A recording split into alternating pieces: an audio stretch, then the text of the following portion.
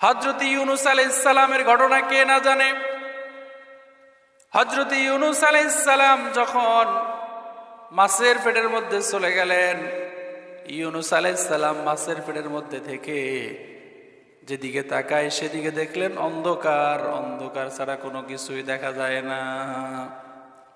হযরত ইউনূস আলাইহিস সালাম মাছের পেটের মধ্যে থেকে বললেন, লা ইলাহা ইল্লা আনতা সুবহানাকা ইন্নী কুনতু মিনাজ জালিমিন।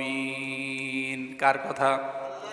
আল্লাহ তাআলা বলেন, হযরত ইউনূস আলাইহিস সালামকে যখন মাছে খেয়ে ফেলল, তখন ইউনূস আলাইহিস সালাম বুঝতে পারলেন যে আমি তো জালেমদের অন্তর্ভুক্ত হয়ে গিয়েছি, আমি আমার নিজের প্রতি জুলুম করেছি।